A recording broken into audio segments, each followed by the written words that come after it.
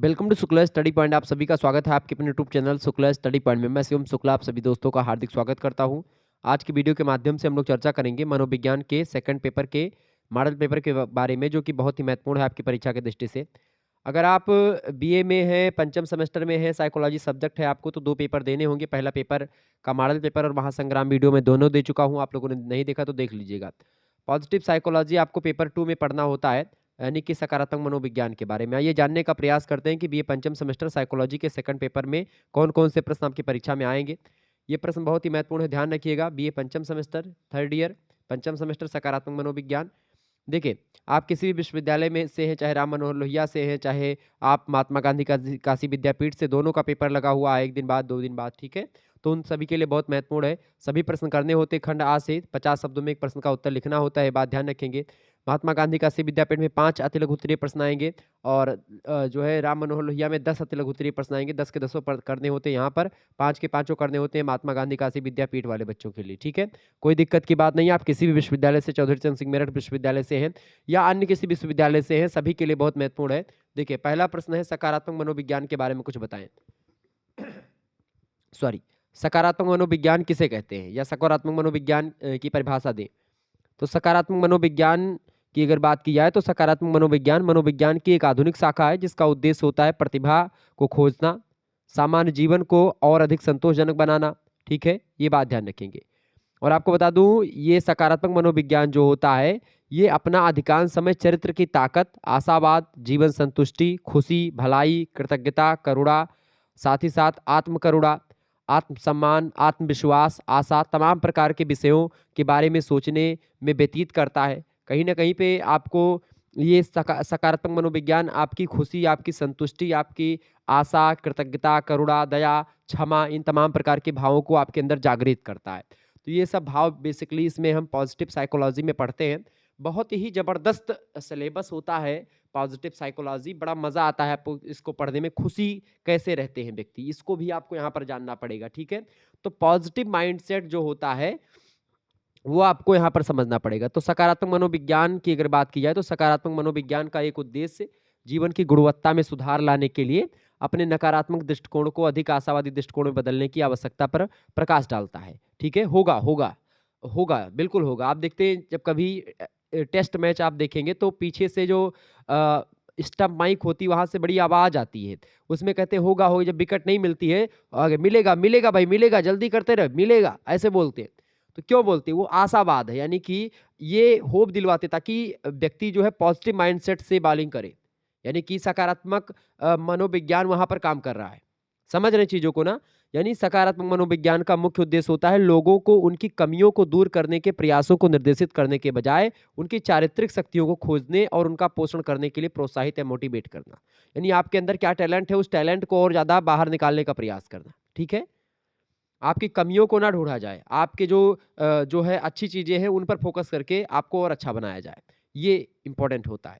इसके अलावा सकारात्मक मनोविज्ञान किसी के अतीत की स्वीकृति तथा भविष्य के अनुभवों के बारे में उत्साह और कल्याण की भावना को प्रोत्साहित करना चाहते हैं। तो कुल मिलाकर के सकारात्मक मनोविज्ञान की मूल धारणा यह है कि व्यक्ति अवसर अतीत की तुलना में भविष्य से अधिक मोटिवेट होता है, प्रेरित होता है, ठीक है?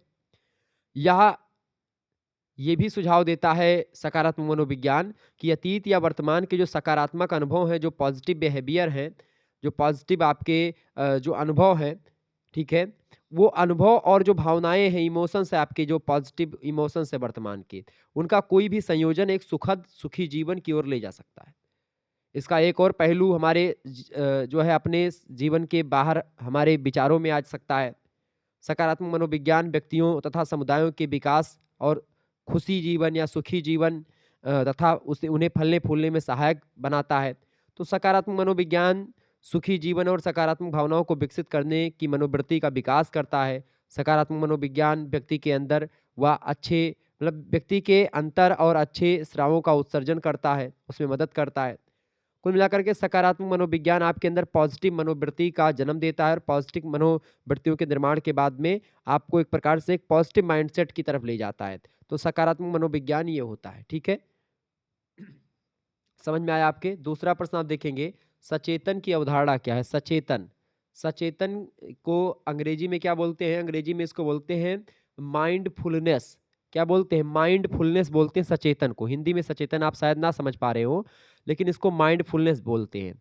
यानी कि दिमागीपन, जिसको आप हिंदी में एक शब्द और दे सकते हैं, दिमागीपन, ठीक है? बुद्धिज़्म, ठीक है? जिसमें आप बोल सकते हो जो है दिमागीपन, या कितना दिमाग, या कितना सचेतन है आपका दिमाग, यानी कि चाहे शारीरिक सचेनता सचेनता की बात हो, मतलब कि सचेतना सचेतना की बात हो, चाहे भावनाओं की सचेतना की बात हो, चाहे मस्तिष्क की चेतना की बात हो, चाहे धर्म की सचेतना की बात हो। यानी कि आप देखेंगे माइंडफुलनेस जो होता है, ये हर एक जगहों पर होता है, शारीरिक होता है, इमोशनल होता है, मस्तिष्क, धर्म, तमाम प्रकार की चीज़ों को लेकर के आप कितने चेतन हैं, ठीक है? आसान भाषा में बोले तो जब आप अपने मन में आने वाले विचार और भावनाओं को आगे और जाने देते हैं, तो यह मनोस्थिति माइंडफुलनेस कहलाती है। इसे सावधानी का नाम भी दिया जा सकता है। माइंडफुलनेस एक ऐसी थेरेपी है जिसके जरिए व्यक्ति जो होता है अपने अंदर या अपने आसपास हो रही घटनाओं और स्थितियों के प्रति जागरूकता पैदा करते हैं। हमेशा खुश रहने का तरीका है माइंडफुलनेस। हर एक मामले में एक प्रकार से केयरफुल रहना, सचेतफुल रहना, ठीक है? सचेतना रहना, चेतना के साथ रहना। सचेतन अभ्यास हमारे प्रमस्तिष्क खंड में गतिविधि को कम कर देता है और प्रमस्तिष्क खंड तथा फ्री फ्रंटल जो है कॉर्टेक्स के मध्य संबंधों में वृद्धि करता है। मस्तिष्क के यह दोनों ही भाग तनाव के प्रति कम प्रतिक्रियाशील होते हैं और तनाव का अनुभव व्यक्ति करता भी है, तो उससे बेहतर तरीके से उबरने के लिए व्यक्ति को मदद मिलती है इससे, सचेतना से, ठीक है? तो कुल मिलाकर के ये होता है आपका सचेतना, ठीक है? सचेतना की अगर बात की जाए तो आप देखेंगे हमारे समाज में एक लोकप्रिय प्रथा है, समाचार पत्रों में भी इसकी चर्चा होती है। दिमागीपन के जो है अभ्यासियों की मदद करने के लिए दुकानें विशेष करके कपड़े, टाइमर और घड़ियाँ बेचती हैं। माइंडफुलनेस सत्र कार्यालयों, व्यवसायों और लाकर रूप में कार्यसूची में फिट किए जाते हैं। तो कुल मिलाकर के माइंडफुलनेस नवीनतम सनक बन गया है, जो हमें विश्राम की ओर ले जाता है और हमारे तनाव को कम करता है, ठीक है? ये बात ध्यान रखेंगे। दिमागीपन आप देखते हैं बौद्ध धर्म में भी दिमागीपन के बारे में कई सारी चीज़ें बताई गई हैं। बौद्ध धर्म माइंडफुलनेस को एक मानसिक कारक के रूप में परिभाषित करता है, जो एक पुण्य वस्तु पर केंद्रित होता है और मन को उस वस्तु पर केंद्रित रखने में सक्षम होता है। तो ये होता है माइंडफुलनेस, या जिसको आप बोल सकते हो सचेतन, किसी भी चीज़ को लेकर के चेतना से युक्त होना, सचेतन होना, तो सचेतन होता है। तीसरा क्वेश्चन आप देखेंगे, आपका अगला प्रश्न है परीक्षा की दृष्टि से, प्रश्न है फ्रेडरिक्सन के सकारात्मकता के कितने रूप बताए हैं? मतलब कि एक विद्वान है ये फ्रेडरिक्सन महोदय ने सकारात्मकता के कितने तत्व बताए हैं, कितने रूप बताए हैं? तो उन्होंने पॉजिटिविटी के कई रूपों के बारे में बताया, 10 विविध रूपों के बारे में उन्होंने चर्चा करा है। उनका मानना है कि सभी व्यक्तियों का दैनिक जीवन इन्हीं 10 संवेगों के द्वारा इंद्रधनुषी रूप में रंगा हुआ है।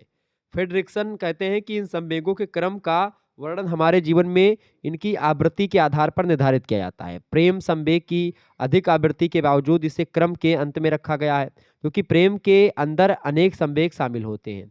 अनेक अन्य सकारात्मक संवेगों के माध्यम से संदर्भ के आधार पर प्रेम की अनुभूति भी हृदय को प्राप्त होती है। तो कुल मिलाकर के 10 प्रकार के सकारात्मकता या पॉजिटिविटी या एक प्रकार से संवेग बताया है किसने? फ्रेडरिक्सन महोदय ने। कौन-कौन से वो 10 हैं उनके बारे में थोड़ा-सा आपको बताने का प्रयास करूँगा। तो वही पूछा गया कितने रूप बताए हैं, तो 10 रूप बताए हैं। कौन-कौन से हैं? पहला है खुशी यानी जॉय, दूसरा है कृतज्ञता, ठीक है? यानी ग्रैटिट्यूड। तीसरा आपका होता है शांति, यानी कि जिसको बोलते हैं सेरेनिटी, तो शांति। चौथा होता है आपका रुचि यानी इंटरेस्ट। इसके अलावा पाँचवाँ होता है आशा यानी होप। छठा होता है आपका कौन-सा? छठा क्या होता है? मतलब कि गौरवानुभूति, यानी जिसको आप बोलते हैं प्राइड, तो वो एक होता है। इसके अलावा सातवां होता है आपका मनोरंजन, यानी कि जो है एजम्पशन जिसको बोलते हैं, या एक प्रकार से बोलते हैं जो है अमाउज़मेंट, ठीक है? तो मनोरंजन हो गया, मतलब हार्दिक मनोरंजन हँसने और अपनी प्रसन्नता को दूसरों के साथ साझा करने की अदम्य इच्छा लाता है, ये जो है फ्रेडरिक्सन महोदय कहते हैं। इसके अलावा 8वाँ जो तत्व होता है या रूप होता है सकारात्मकता का, वो होता है प्रेरणा यानी इंस्पायरेशन, ठीक है? इसके अलावा जो 9वाँ होता है तत्व सकारात्मकता का पॉजिटिविटी का, वो होता है विस्मय, ठीक है? विस्मय की अगर बात की जाए तो आश्चर्य तब होता है, ये कहते हैं फ्रेडरिक्सन कहते हैं कि आश्चर्य तब होता है जब आप बड़े पैमाने पर अच्छाई के सामने आते हैं।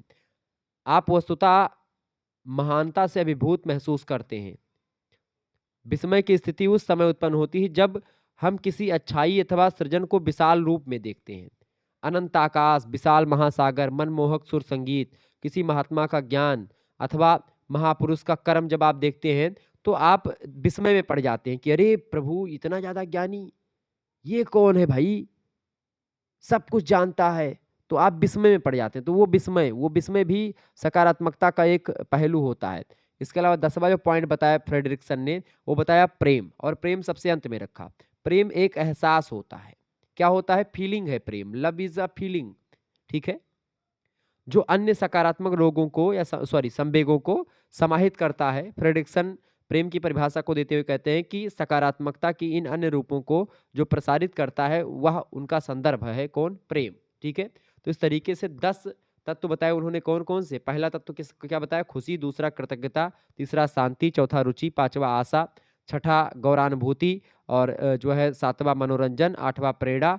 और आपका 9वां विस्मय। और 10वां प्रेम। प्रेरणा मतलब कि मोटिवेशन, प्रेरणा को इंस्पायरेशन या मोटिवेशन दोनों बोल सकते हैं, ठीक है। तो ये 10 रूप बताए सकारात्मकता के किसने? फ्रेडरिक्सन ने। ध्यान रखिएगा। चौथा क्वेश्चन आप देखेंगे, बढ़िया प्रश्न है परीक्षा की दृष्टि से आपके। आशावाद किसे कहते हैं? बहुत ही जबरदस्त प्रश्न है। आशावाद यानी जो है ऑप्टिमिज्म बोलते हैं आशावाद को, ठीक है। वैसे आशा को होप बोलते हैं, लेकिन ऑप्टिमिज्म बोलते हैं किसको? आशावाद को, ठीक है। तो कॉन्सेप्ट ऑफ ऑप्टिमिज्म के बारे में आपको जानना है। आशावाद क्या होता है? आशावाद की अगर बात करें तो आशावाद उस मानसिक स्थिति को कहते हैं जिसमें व्यक्ति सर्वोत्तम फल की प्राप्ति के प्रति मतलब कि क्या होता है? आशान्वित होता है कि हमको ये मिलेगा। दार्शनिक रूप से निराशावाद का विलोम होता है आशावाद। आशावादियों ने यह प्रबल विश्वास होता है आशावादियों में कि घटनाएं और लोग मूलतः अच्छे होते हैं और इस कारण अधिकांश परिस्थितियों में उत्तम फल की ही प्राप्त होगा।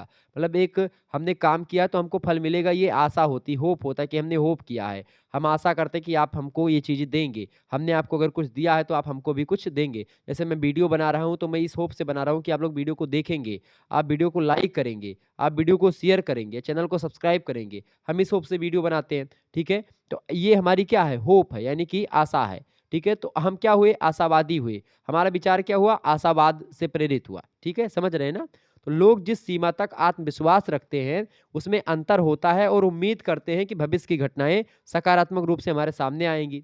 और इस दृष्टिकोण को आशावाद या ऑप्टिमिज्म कहते हैं कि भाई ये चीज ऐसी होगी, क्योंकि हम सकारात्मक पॉइंट ऑफ व्यू से ही आशावाद करते हैं। यानी कि हम कभी ये नहीं चाहते कि हमने ये काम किया है तो ये गलत, इसका परिणाम हमको मिलेगा। मैं कभी ये चाहूंगा कि भाई हम वीडियो बना रहे हैं, मैं वीडियो बना रहा हूँ, तो मैं ये थोड़ी सोचूंगा कि आप इस वीडियो को देखेंगे ही नहीं, या इस वीडियो को आप लाइक नहीं करोगे, इस वीडियो को आप डिसलाइक करोगे, या इस वीडियो से आपको कोई लाभ नहीं होगा। मैं तो यही सोच करके बनाऊंगा कि यही प्रश्न सारे के सारे आपकी परीक्षा में आने वाले हैं। मैं यही सोच करके वीडियो बना रहा हूँ ना कि आप इसको पढ़ेंगे, आपके लिए बहुत ही महत्वपूर्ण होगा ये वीडियो। तो ये मेरी क्या है? आशा है, ठीक है। तो आशा हमेशा पॉजिटिव माइंडसेट को ध्यान में रख करके की जाती है, ये बात ध्यान रखेंगे, ठीक है। तो सकारात्मक मनोविज्ञान विशेष रूप से आशावाद के दृष्टिकोण में रुचि रखते हैं, क्योंकि हम परिस्थितियों के लिए आशावाद की एक स्थिर भावना लाते हैं जो हमारे विचारों और कार्यों को डोमेन की एक श्रृंखला में प्रभावित करती है। आशावाद वह स्थिति होती है जो व्यक्ति को किसी भी परिस्थिति में निराशा और अवसाद में नहीं जाने देती। किसी व्यक्ति को निराशा या कोई भी सिचुएशन हो उसमें एक आशा बनी रहती है कि मिलेगा भाई मिलेगा। मैंने आपको एक उदाहरण दिया था आशावाद को लेकर के कि जब टेस्ट क्रिकेट में विकेट नहीं मिलता है तो जो बॉलिंग वाले होते हैं वो पीछे से मतलब कि 4 5 6 लोग इकट्ठा हो जाते हैं, बोलते रहते हैं मिलेगा भाई मिलेगा मिलेगा मिलेगा, आप पे मार ऐसे बोलते हैं। तो इससे क्या होता है कि सामने वाले का मनोबल तो गिरता है और एक होप बनी रहती है कि भाई मिलेगा मिलेगा मिलेगा, जल्दी विकेट मिलेगा। ये थोड़ी ना कोई कहता है कि नहीं मिलेगा विकेट। तो ये आशा होती है।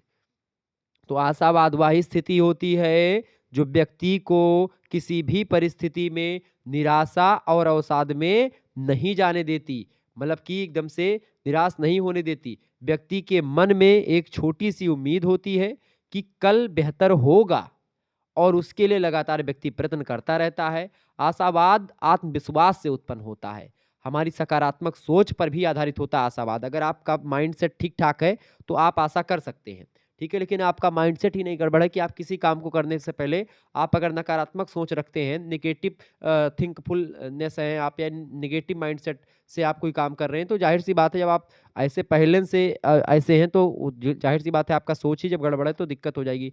तो कल यानी बेहतर कल पर टिका हुआ है आशावाद, ठीक है? तो आशावाद ये होता है। 5वां पॉइंट आपका है कृतज्ञता। कृतज्ञता के बारे में आप क्या जानते हैं? फटाफट से आप बताने का प्रयास करेंगे। कृतज्ञता की अगर बात की जाए, बहुत ही ज़बरदस्त पॉइंट है आपकी परीक्षा की दृष्टि से कृतज्ञता। कृतज्ञता की अगर बात करें, क्या होता है कृतज्ञता भई? कृतज्ञता को अंग्रेजी में क्या बोलते हैं? ग्रैटिट्यूड बोलते हैं कृतज्ञता को। क्या बोलते हैं? ग्रैटिट्यूड बोलते हैं, ठीक है? तो बताएँ कृतज्ञता किसे कहते हैं?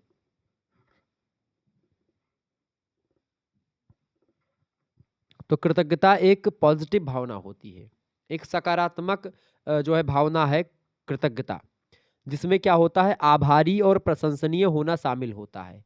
यह कई मानसिक और शारीरिक स्वास्थ्य लाभों से जुड़ा हुआ होता है। जब आप कृतज्ञता का अनुभव करते हैं तो आप अपने जीवन में किसी चीज़ या किसी व्यक्ति के लिए आभारी महसूस करते हैं और दयालुता, गर्मजोशी और उदारता के अन्य रूपों के साथ प्रतिक्रिया करते हैं।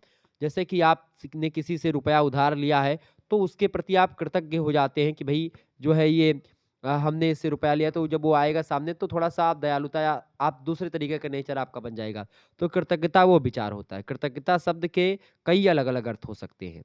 यह इस बात पर निर्भर करता है कि दूसरे इसका उपयोग कैसे करते हैं और किस संदर्भ में करते हैं, उसके अकॉर्डिंग जो है कृतज्ञता का अर्थ और परिभाषा भी बदल जाती है। तो कृतज्ञता के प्रकार की अगर बात की जाए तो एक भावात्मक गुण के रूप में अगर कृतज्ञता को हम देखें, तो इसका अर्थ ये होता है कि यह किसी व्यक्ति के सामान्य स्वभाव से रिलेटेड होता है कृतज्ञता। कुछ लोग स्वाभाविक रूप से दूसरों की तुलना में अधिक बार कृतज्ञता का अनुभव करते हैं। हालांकि अनुसंधान ने कर्मनिष्ठता, सहमतता और बहिर्मुखता जैसे 5 बड़े व्यक्तित्व लक्षणों में से किसी के साथ स्पष्ट संबंध प्रदर्शित नहीं किया है। दूसरी बात, अगर हम कृतज्ञता को एक मनोदशा के रूप में देखें, तो इसमें अगर देखें मनोदशा के रूप में उसको, तो इसमें समय के साथ-साथ उतार-चढ़ाव हो सकता है कृतज्ञता में। लोगों को ऐसे समय का अनुभव हो सकता है, जब वे आम तौर पर अधिक आभारी महसूस कर रहे होते हैं और अन्य समय में वे इसे कम बार अनुभव करते हैं, या कुछ समय के बाद में आप देखते हैं वही कृतज्ञता थोड़ी कम या कम आभार का महसूस होता है, तो एक मनोदशा के रूप में। तीसरी बात, एक भावना के रूप में अगर कृतज्ञता को देखें, तो एक संक्षिप्त एहसास होता है कृतज्ञता, जिसे लोग उस क्षण अनुभव करते हैं। लोगों को कोई विशेष अनुभव हो सकता है जो कृतज्ञता की भावनाओं को प्रेरित करता है। यानी कृतज्ञता की अगर बात की जाए, तो कृतज्ञता की अगर बात करें, जैसे आपने किसी की मदद करी है, किसी के प्रति कभी आप खड़े हुए हैं, तो जब भी आपके सामने वो आएगा तो थोड़े समय के लिए आप कृतज्ञ हो जाएंगे कि भाई हम आपके लिए प्रति ऋणी हैं, कृतज्ञ हैं, ठीक है, ऐसे बोलेंगे। तो कृतज्ञता वो होती है, कृतज्ञता। छठा प्रश्न आप देखेंगे, समानुभूति क्या है? समानुभूति या इसको एम्पैथी बोलते हैं। समानुभूति या सहानुभूति लगभग एक ही जैसे शब्द हैं, ठीक है? तो समानुभूति को एम्पैथी बोलते हैं, आप समझ में आ गया होगा, ठीक है? और इसी को हिंदी में तदानुभूति भी बोल सकते हैं आप, ठीक है? तो दूसरों के कष्टों और संवेगों का अनुभव करने और समझने को ही समानुभूति बोलते हैं, एम्पैथी बोलते हैं। जब आप दूसरों के दुख में दुखी हो जाते हैं, दूसरों व्यक्ति या प्राणी में एक विशेष भावना या संवेग देख करके अपने आप मन में भी उसी तरीके की विशेष भावना और संवेग आप अनुभव करने लगते हैं। तो ऐसी स्थिति, या कोई सुखी है खूब ज़्यादा तो आप भी सुख का अनुभव करते हैं, कोई दुखी है तो आप दुःख का अनुभव करते हैं, तो समानुभूति होती है। या किसी व्यक्ति की ऐसी संवेगात्मक प्रक्रिया होती है जो है समानुभूति, जो दूसरे लोगों पर केंद्रित होती है। इस प्रक्रिया में व्यक्ति जैसा दूसरा अनुभव कर रहा होता है, वैसा ही वह व्यक्ति अनुभव करता है। जिस संवेगों से दूसरा व्यक्ति गुजर रहा होता है, उन संवेगों का आप स्वयं अनुभव करने लगते हैं। ऐसा इसलिए होता है क्योंकि व्यक्ति उस परिस्थिति में स्वयं को रख करके कल्पना करता है कि अगर मैं इस जगह पर होता, तो मेरे साथ भी ऐसा होता। उन्हीं भावों और संवेगों का अनुभव करने लगता है जो वो कर रहा है। तो ये एम्पैथी को तदानुभूति, ये मतलब ये एम्पैथी होती है। एम्पैथी को तदानुभूति, समानुभूति, सहानुभूति भी आप कह सकते हैं। सहानुभूति के समानांतर आप मान सकते हैं इसको, ठीक है?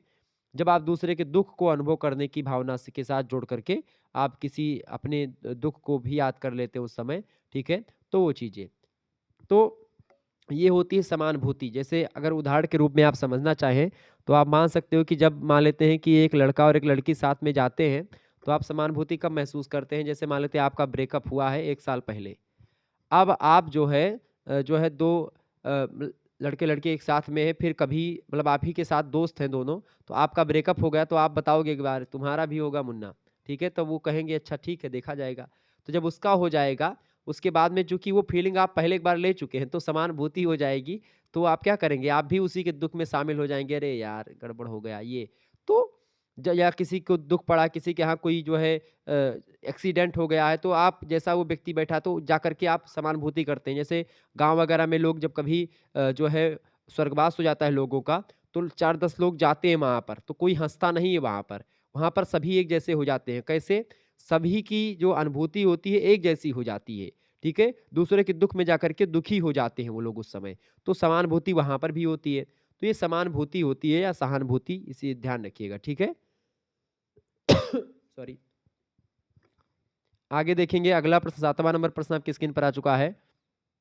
7वां प्रश्न है आत्म जागरूकता क्या होती है? आत्म जागरूकता बढ़िया प्रश्न है और आत्म जागरूकता की अगर बात करें तो आत्म जागरूकता जो है ये ज़बरदस्त जो है प्रश्न है आपकी परीक्षा की दृष्टि से।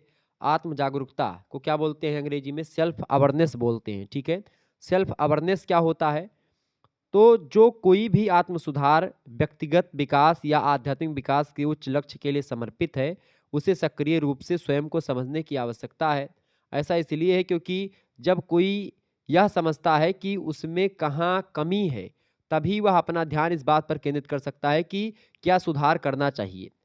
आत्म जागरूकता की अगर बात की है तो सबसे पहली परिभाषा इसकी आप लिख सकते हैं कि आत्म जागरूकता वह क्षमता होती है या फिर वह कैपेसिटी होती है जो व्यक्ति के पास आत्मनिरीक्षण करने के लिए होती है।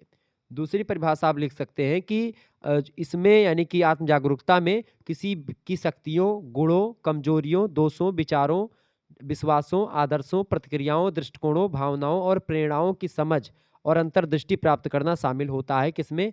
आत्म जागरूकता में। इसके अलावा आत्म जागरूकता की अगर बात करें तो इस प्रकार आत्मनिरीक्षण में यह आकलन करना भी शामिल है कि किसी को दूसरों द्वारा कैसा माना जाता है। दूसरों के द्वारा कैसा माना जाता है वो भी आत्म जागरूकता के अंतर्गत आता है। इसके अलावा किसी के व्यवहार, प्रतिक्रिया और आचरण के आधार पर दूसरे कैसे प्रभावित होते हैं वो आत्म जागरूकता कही जाती है। आत्म जागरूकता की बात करें तो जब आप अपने निजी मूल्यों, निजी गुणों, कौशलों और अपनी रुचियों को पहचानते हैं तथा उन्हें महत्व देते हैं तो वही जागरूकता होती है, वही आत्म जागरूकता होती है। यह समझना कठिन होता है कि आप वास्तव में अपने जीवन में क्या चाहते हो। सफल लोग अपने अंदर आत्मविश्वास जगाने और अपने सपनों का पीछा करने का साहस जुटाने के लिए आत्म जागरूकता का प्रयोग करते हैं, सेल्फ अवेयरनेस का प्रयोग करते हैं। अगर आपके अंदर कितना टैलेंट है आप खुद ही नहीं जानोगे तो आप क्या कर पाओगे आगे? अपने स्व को पहचानो, अपने अपने आप को पहचानो और जब अपने आप को आप पहचान जाओगे, दुनिया की कोई ताकत आपको किसी भी काम को करने से रोक नहीं पाएगी। तो आत्मनिरीक्षण बहुत ज़रूरी है। जब आप आत्मनिरीक्षण करेंगे, अपने अंदर के जो बैठा हुआ वो जो एक प्रकार से कंप्यूटर वाली मशीन है आपके अंदर, उसके बारे में जानेंगे कि उसकी क्षमता क्या है, उसकी कैपेसिटी क्या है, तो आप कोई भी काम दुनिया का कर सकते हैं। ठीक है? तो आत्म जागरूकता कभी-कभी आत्मज्ञान और आत्मनिरीक्षण के रूप में भी जानी जाती है। आपकी अपनी ज़रूरतें क्या हैं, इच्छाएँ क्या हैं, असफलताएँ, आदत और तमाम प्रकार की चीज़ों को समझने के बारे में जो आपको एक अद्वितीय व्यक्ति बनाता है। जितना अधिक आप अपने बारे में जानते हैं, उतना ही बेहतर आप अपने जीवन के परिवर्तनों को स्वीकार करते हैं।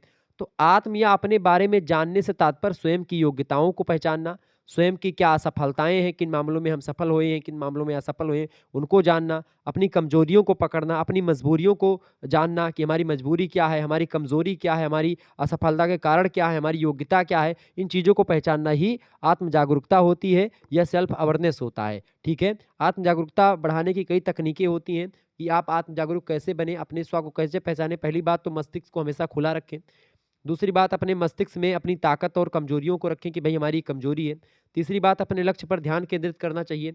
चौथी बात अपनी सीमा स्वयं निर्धारित करें कि हम कहाँ तक और कितने घंटे पढ़ सकते हैं, कितना घंटा जग सकते हैं, ये आप डिसाइड करोगे। आपके घर वाले या आपका टीचर नहीं बताएगा कि आप कितने घंटे जगें, कितने में। ये आपके ऊपर डिपेंड है कि आपकी शरीर कितना ज़्यादा कैपेसिटी है कि आप कितने घंटे पढ़ सकते हैं, कितने घंटे सो सकते हैं, ठीक है? इसके अलावा अपने संवेगों को जानें, अपने इमोशंस को पहचानें। इसके अलावा आत्म अनुशासन का अभ्यास करें। इस बात का ध्यान रखें कि आपका कार्य दूसरे को कैसे प्रभावित करता है। इसके अलावा दूसरों से पृष्ठ पोषण लें। इसके अलावा दैनिक गतिविधियों का लेखा-जोखा रखें कि हमको क्या करना है, कैसे करना है, किस तरीके से मैंने किया इसको। इसके अलावा अपने मूल्यों को पहचानना चाहिए। इसके अलावा मस्तिष्कीय मेडिटेशन का अध्ययन ज़रूर करना चाहिए। इसके अलावा विभिन्न गतिविधियाँ जैसे खेल, व्यायाम के द्वारा अपनी आत्म जागरूकता को बढ़ाना चाहिए। कुछ सामूहिक अभ्यास करना चाहिए, साक्षात्कार तथा प्रश्नावली तकनीकों का प्रयोग करना चाहिए। ऐसे तमाम आत्म अनुशासन का अभ्यास ज़रूर करना चाहिए। तो ये होता है आपका आत्म जागरूकता, ठीक है? ध्यान रखिएगा। तो दीर्घ उत्तरीय में ही प्रश्न पूछा जाएगा तो आप आसानी से बता पाएँगे। अगला प्रश्न है प्रसन्नता से क्या आशय है? बढ़िया प्रश्न है, फटाफट से आप बताने का प्रयास करेंगे। प्रसन्नता से क्या आशय है भैया? बताइएगा, बहुत ही ज़बरदस्त प्रश्न है, प्रसन्नता किसे कहते हैं? बताएँगे। प्रसन्नता मतलब आप समझते हैं हैप्पीनेस होता है प्रसन्नता की अंग्रेजी। तो प्रसन्नता मानवों में पाई जाने वाली एक भावना है। सबसे सकारात्मक या सबसे पॉजिटिव जो भावना होती है वो प्रसन्नता होती है। इसके होने के कई कारण होते हैं, जैसे अपनी इच्छाओं की पूर्ति से संतुष्ट अगर हो जाते हैं आप, तो आप खुशी हो जाते हैं। अपने दिन-रात के जीवन की गतिविधियों को अपनी इच्छा के अनुसार अगर आप अनुकूल कर पाते, तो आप खुशी हो जाते हैं। जैसे जब मैं दिन भर में अगर 3 वीडियो या 3 क्लास मैं ले लेता हूँ, तो मुझे आत्मसंतुष्टि होती है और ख़ास करके जब मैं ऐसी क्लासेस लेता हूँ, ख़ास करके जब मैं आपको बता दूँ कि मुझे आत्मसंतुष्टि जानते हैं कब होती है? अगर मैं एक दिन में एक भी क्लास अगर नहीं लेता हूँ जिस दिन यूट्यूब पर, उस दिन मुझे लगता है कि हमारा जीवन निरर्थक हो गया। वास्तव में आपको बता रहा हूँ कि मुझे उस दिन लगता है मैं कितना ज़्यादा बिज़ी हूँ, लेकिन मुझे लगता है कि अगर एको क्लास या 10 मिनट पढ़ा दें बच्चों को, मुझे तभी नींद नहीं लगती है, मैं आपको बता दूँ। मैं ऐसे रात-रात भर नींद नहीं लगती अगर मैं वीडियो नहीं बनाता हूँ तो। अगर कोई तबीयत ख़राब हो गई या कभी कुछ हो गया, तो जब डॉक्टर बोलते हैं कि जो है आराम कर लो, ये बोल लो, ये करो, वो करो, दुनिया भर का बताते हैं। जो तो मैं लेटा रहता हूँ, तो मुझे हमेशा ही टेंशन बनी रहती है। मतलब कि हो सकता है आपकी पेपर हो या ना हो उस समय, लेकिन हमेशा रहता है कि भई एक वीडियो तो पढ़नी ही चाहिए भई। पानी बरसे, ओला पड़े, कुछू पड़े, दुनिया तबाही आई है, लेकिन एक वीडियो तो यूट्यूब पे पढ़े ही चाहिए शुक्ला स्टडी पॉइंट पे। ई हमार माइंडसेट रहत है। तो जब हम एको वीडियो अगर डाल लेगिन बढ़िया से, तो इतना खुशी हुई थे आपसे का बताई। जैसे अभी वीडियो आप सब देखत हो, अभी वीडियो बनाए के बाद में जब एक वीडियो हमार पूरी हुई थी या एक क्लास पूरी हो जाती, इतना खुशी मिलती जोन जवाब नहीं। प्रसन्नता की पराकाष्ठा पे मैं पहुँच जाता हूँ। अगर 3 वीडियो एक दिन में दे दिया, समझो उस दिन मुझे बहुत बहुत अच्छी नींद आएगी। मैं 12 बजे सुबह तक सोता चला जाऊँ कहूँ तो। कोई जगाता नहीं हमको हमारे घर पर, ठीक है? छोटे बच्चे वही जगाने आते हैं कि चाचा उठो जो है चाय पी लो अब। तो प्रसन्नता का अनुभव जब आप कोई चीज़ चाह रहे हैं, वो चीज़ आपको मिल जाए तो प्रसन्नता तभी होती है ना। आप चाह रहे हैं कि वो जो है जा रही है, वो हमसे बात कर ले एक बार तो प्रसन्नता तब आपको हो जाएगी। आप सोच रहे हैं कि वो लड़का जा रहा है, वो काश हमसे बात कर ले, तो उसमें प्रसन्नता होगी आपको। आप चाह रहे हैं कि हमको नौकरी मिल जाए तो आप प्रसन्न होंगे। तो ये प्रसन्नता के कुछ जो है पहलू हैं जिनको आपको समझना चाहिए। तो प्रसन्नता जब आप अपनी इच्छाओं को, अपने जीवन की जो गतिविधियाँ हैं, उनको अपनी इच्छा के अनुसार बना पाते हैं, तो प्रसन्न होते हैं। किसी अचानक लाभ से लाभान्वित अगर आप हो जाएँ, किसी जटिल समस्या का समाधान मिल जाए आपको, तो ऐसे में प्रसन्नता ज़ाहिर-सी बात होती है। तो प्रसन्नता को मन की एक अस्थायी स्थिति के रूप में परिभाषित हम कर सकते हैं, जिसमें ना केवल आनंद, संतोष और अन्य सकारात्मक भावनाएँ भी शामिल होती हैं। बल्कि यह भी है कि एक व्यक्ति का जीवन सार्थक और मूल्यवान है। प्रसन्नता हमें ऊर्जा से भर देती है। यह अत्यधिक मांग वाली अवस्था होती है। प्रसन्नता वह भाव है जो किसी व्यक्ति को ऊर्जा से भर देती है। प्रसन्नता एक ऐसी सकारात्मक भावना है जो प्रत्येक व्यक्ति के लिए आवश्यक मानी जाती है। इसका संबंध सदैव संतोष और आवश्यकताओं की पूर्ति से जुड़ा हुआ है। आवश्यकताओं की पूर्ति होते ही व्यक्ति प्रसन्न हो जाता है। कोई भी नीड्स अगर उसकी है, किसी व्यक्ति की नीड्स अगर उसकी नीड्स पूरी हो जाती है, तो जान लीजिए वो व्यक्ति प्रसन्न हो जाएगा। तो इस तरीके से प्रसन्नता के बारे में कुछ चीज़ें मैंने आपको बताई। आगे देखेंगे, अगला प्रश्न आपकी स्क्रीन पर आ चुका है, फटाफट से आप देखेंगे, बड़ा ज़बरदस्त प्रश्न है। 9वाँ नंबर प्रश्न आपकी स्क्रीन पर आ चुका है। सामाजिक समर्थन से क्या तात्पर्य है? सामाजिक समर्थन किसे कहते हैं? फटाफट से आप बताने का प्रयास करेंगे सामाजिक समर्थन। सामाजिक समर्थन को क्या बोलते हैं? सोशल सपोर्ट बोलते हैं अंग्रेजी में, ठीक है? तो इससे क्या तात्पर्य है? सोशल समर्थन से या सामाजिक समर्थन का क्या मतलब है? तो जब कभी आपको बता दूँ कि कोई काम आप कर रहे होते हैं, उसमें आपको समाज का, परिवार का, दोस्तों का, पड़ोसियों का, समुदाय का, इन सभी का एक प्रकार से सपोर्ट मिल जाता है, तो वही होता है सामाजिक समर्थन। तो परिवार, दोस्तों, पड़ोसियों और समुदायों के सदस्यों का एक नेटवर्क जो ज़रूरत के समय व्यक्ति को मनोवैज्ञानिक, शारीरिक और वित्तीय मदद देने के लिए उपलब्ध होता है, उसे सामाजिक समर्थन कहा जाता है। इसे एक विस्तृत नेटवर्क के रूप में परिभाषित किया जा सकता है, जिसमें एक व्यक्ति सामाजिक संसाधनों तथा लोगों का सहयोग प्राप्त करता है। यह सामाजिक नेटवर्क आपसी समझदारी के समझौते की एक नींव होती है, जिसमें व्यक्ति जीवन के अनुभवों तथा निर्णयों के बारे में निर्देशन प्राप्त करता है। आपसी संबंध व्यक्तियों के व्यक्तिगत ध्यान पर निर्भर करते हैं। अधिकांशतः सामाजिक समर्थन व्यक्ति पारिवारिक सदस्यों के माध्यम से पाता है, अपने मित्रों से पाता है, सामुदायिक सदस्यों से पाता है, जिनसे वह घनिष्ठ रूप से संबंधित होता है, भावात्मक रूप से जिनसे जुड़ा हुआ होता है, वो मदद करते हैं। तो जब आपके परिवार के लोग, आपके गाँव के लोग, आपके समाज के लोग, आपके समुदाय के लोग आपकी मदद करते हैं किसी भी चीज़ में, कोई भी सिचुएशन आ गई, कोई भी समस्या आ गई, उस समस्या से आप अकेले उबर पाने में सक्षम नहीं है, ऐसी स्थिति में आपके गाँव के लोग या आपके समाज के लोग आपकी मदद कर दें, आपके पड़ोसी आपकी मदद कर दें, तो ऐसे में वो समुदाय, वो सामाजिक समर्थन या सामाजिक या सोशल सपोर्ट कहा जाता है उसी को, ठीक है। सामाजिक सपोर्ट कई प्रकार के होते हैं, एक होता है भावात्मक, एक होता है उपकरणात्मक, एक होता है सूचनात्मक, एक होता है मूल्यांकनात्मक, एक होता है सम्मानजनक या सम्मानात्मक। तो ऐसे कई प्रकार के होते हैं सामाजिक समर्थन। तो सामाजिक समर्थन में सामाजिक नेटवर्क में सामाजिक समर्थन का एक उदाहरण है कि किसी व्यक्ति की बात को सुनना, जिससे वह तनावपूर्ण स्थिति से बाहर आ सके, ठीक है। तो सामाजिक समर्थन वो होता है। अगला प्रश्न है आपका, क्षमा की अवधारणा बताएं। क्षमा किसे कहते हैं? क्षमा की अगर बात की तो क्या बोलते हैं क्षमा को? फटाफट से आप बताएंगे। क्षमा के बारे में आप अगर कुछ जानते हो तो आप लिखने का प्रयास करें। क्षमा को क्या बोलते हैं आप?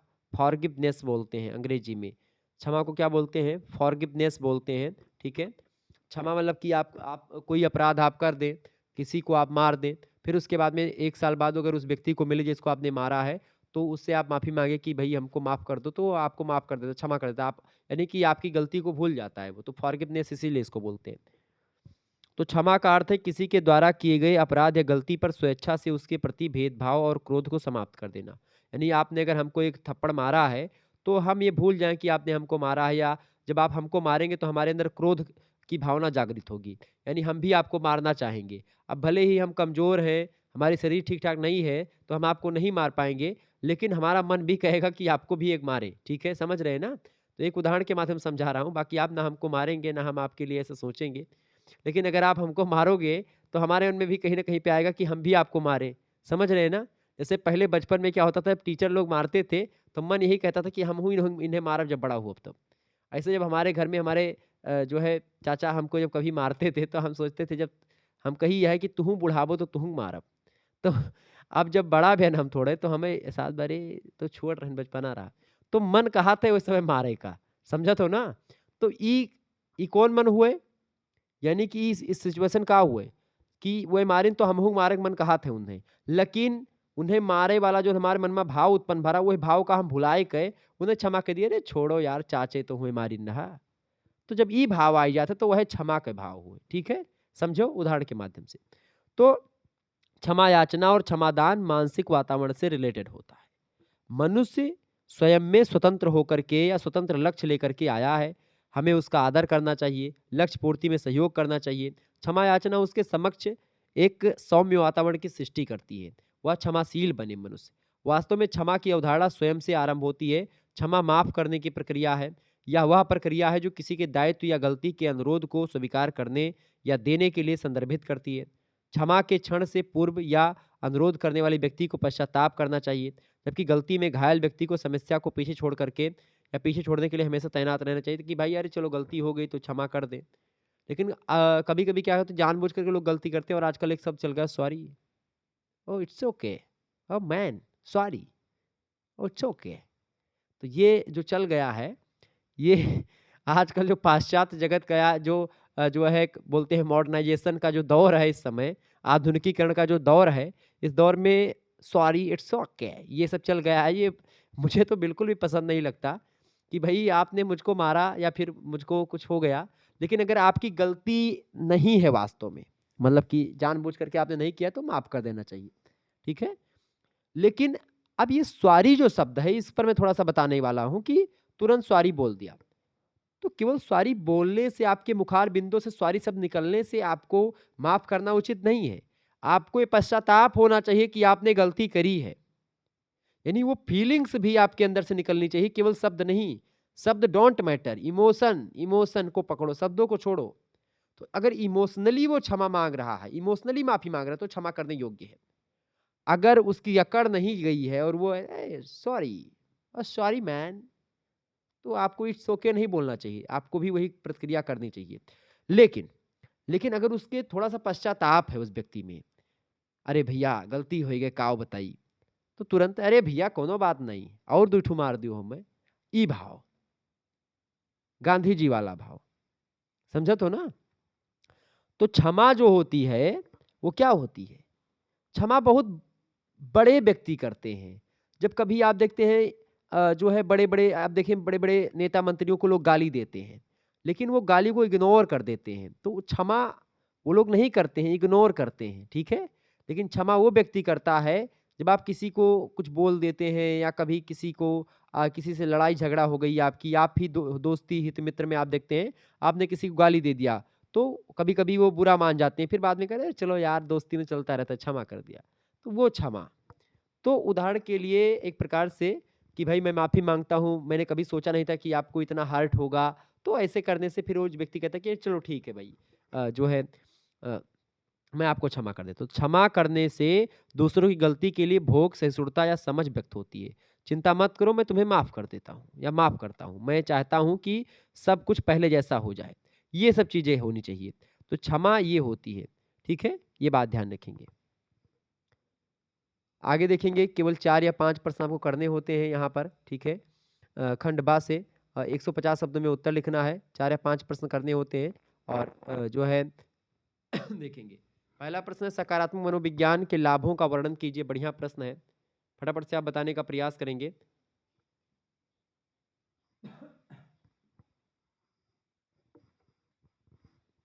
सकारात्मक मनोविज्ञान के क्या लाभ हैं बताइएगा? पहला लाभ है सकारात्मक मनोविज्ञान का कि मानसिक स्वास्थ्य को बढ़ावा मिलता है। सकारात्मक मनोविज्ञान मानसिक कल्याण को बढ़ावा देता है। अवसाद, चिंता और अन्य मानसिक स्वास्थ्य स्थितियों के लक्षणों को कम करने में सहायता करता है। दूसरी बात जो सकारात्मक मनोविज्ञान होता है, लचीलापन विकसित करने में सहायता करता है, जिससे व्यक्तियों को असफलताओं और प्रतिकूल परिस्थितियों में या परिस्थितियों से अधिक प्रभावी ढंग से उभरने में सहायता मिलती है। तो सकारात्मक मनोविज्ञान का ये दूसरा लाभ। तीसरा लाभ ये है कि संबंधों में सुधार भी लाता है, चूँकि सकारात्मक मनोविज्ञान सकारात्मक सामाजिक अंतःक्रियाओं और संबंधों को प्रोत्साहित करता है, जिससे व्यक्तिगत और व्यावसायिक संबंधों में सुधार आता है। चौथा लाभ आप लिखेंगे आत्मसम्मान को बढ़ावा मिलता है, चूँकि कमजोरियों की बजाय ताकत पर ध्यान देना ध्यान केंद्रित करने से आत्मसम्मान और आत्मविश्वास को बढ़ावा मिलता है। जब कभी आप अपनी कमजोरियों पर कम ध्यान देते हैं, अपनी ताकत पर ज़्यादा ध्यान देते हैं, तो आप हमेशा आगे बढ़ते हैं और आत्मविश्वास आपका बढ़ता है। तो आत्मसम्मान को बढ़ावा मिलता है किससे? सकारात्मक मनोविज्ञान से। इसके अलावा आशावाद को प्रोत्साहित करता है सकारात्मक मनोविज्ञान, यानी कि आशावादी दृष्टिकोण को बढ़ावा देता है, जो बेहतर स्वास्थ्य और बढ़ी हुई दीर्घायु से जुड़ा हुआ है। इसके अलावा उत्पादकता बढ़ती है। अध्ययनों से पता चलता है कि अधिक खुश, अधिक सकारात्मक लोग काम पर अधिक उत्पादक होते हैं, यानी कि वो काम अच्छा करते हैं। हर एक मामले में जो है पॉजिटिव एनर्जी से करने वाले व्यक्ति उस काम को बड़े अच्छे तरीके से करते हैं। ठीक है? तो जिससे करियर उनका बड़ा बेहतर होता है। तो इस तरीके से परिणाम अच्छा निकलेगा जब आप अच्छे माइंडसेट से काम करेंगे। ठीक है? तो कभी भी जैसे पापा हमारे जब मैं छोटा हम लोग थे, छोटे थे तो हम 4 भाई हैं, तो जब काम करने के लिए बोलते थे तो हम ऐसे कहते थे, मतलब कि हम लोग सभी लोग ऐसे थे कि भाई चूँकि काम बहुत पड़ना करना पड़ता था पहले 10-12 ठो भैंस रहती थी हमारे यहाँ पे, अभी भी 7-8 भैंस है हमारे यहाँ पे। तो 10-12 भैंस पहले हुआ करती थी, वही दूध-वूध बेचा जाता था, उसी से जो पैसा मिलता था उससे घर चलता था और खेती होती थी। तो खेती में तम्बाकू बोई जाती थी खेत में, उसके बाद में गन्ना-वन्ना तो बहुत कम बोया जाता था हमारे यहाँ, तम्बाकू और गेहूँ, धान यही सब बोया जाता था। तो गेहूँ, धान में से जब बोया जाता है तो उसको काटने के लिए बड़ा मतलब और ये सब काम तो करना ही पड़ता था। गेहूँ काटना हुआ, धान काटना हुआ, ठीक है? ये सब खूब करते थे हम लोग, ठीक है? अभी भी गेहूँ काटने का समय आता है तो गेहूँ काटने मैं खुद जाता हूँ, मैं आपको बताऊँ वास्तविकता। गेहूँ काटने के लिए हम चारों भाई जब गेहूँ काटने का समय आता है तो तुरंत जो है हँसिया लेते हैं हम लोग और जाते हैं खेत में और अंगोछा-वंगोछा बाँध करके बढ़िया से और बैठते हैं और एक मतलब 2-2 बीघा खेत ऐसे एक-एक 2-2 दिन में का मतलब कि एक दिन में 1-2 बीघा खेत काट डाली थे हम सब। 4 जने, 4 भाई हम और पापा हमारे। तो लेकिन पिताजी का अपना ही जाए दी। पिताजी कहा तू बैठो आराम करो, हम सब तो हइये हन अभी काटा जे। तो मज़ा आवत है गेहूँ काटे में। चूँकि शुरुए से करत आएन लेकिन जब वही समय पे करत रहेन हम सब गेहूँ काटत रहेन तो उतना मज़ा नहीं आवत रहता, बड़ी सज़ा लागत रही। अब क्या है कि अब थोड़ा-सा एन्जॉय करते हुए काटा जाता है गेहूँ, थोड़ा-सा मौज करने के लिए, ठीक है? पहले क्या था ज़बरदस्ती करना पड़ता था, अरे नहीं उठना है। तो ये मैं जो आपको बता रहा था, तो कभी-कभी क्या होता है कि जब आप पॉज़िटिव तो पिताजी हमारे बोलते थे कि जैसे कोई काम करने के लिए हम लोग उठते थे, तो मतलब कभी-कभी जब मन नहीं होता तो रोने लगते थे हम लोग, अरे पापा ना जाबे हम, ये है, वो है, तमाम प्रकार के बहाना बनाए, पापा हमार तबीयत खराब है, दाँत पिरात है, आज कान पिरात है, आज मुड़ पिरात है, ऐसे तमाम प्रकार के बहाना बनावत रहें। तो जब ये होता था तो पापा हमारे है कहत रहे, मतलब 1-2 शब्द बोलते थे, उसके बाद में कहते थे, "रोए-रोए जौन है खेते में जाबो तो सब रोइन रोए होई जाई।" मतलब कि समझ रहे हो ना? यानी अगर आप नकारात्मक मनोविज्ञान या नकारात्मक माइंडसेट से कोई काम करेंगे, तो वो काम क्या हो जाएगा? बेकार हो जाएगा, काम अच्छा नहीं होगा। और वास्तविकता यही होती थी, जिस काम में हम लोग रो देते थे, वो काम या वो फसल हमारी बड़ी बेकार होती थी। ठीक है? तो वो नकारात्मक माइंडसेट से हम लोग जब जाते थे। लेकिन आज हम सकारात्मक मनोविज्ञान से, मतलब सकारात्मक माइंडसेट से गेहूँ काटने अगर हम लोग जाते हैं, तो गेहूँ भी 3 बीघे कुंटल, मतलब कि 3 कुंटल बीघे, 1 बीघे में 3 कुंटल गेहूँ निकलता है हमारे खेतों में, या और अच्छा फसल होती है।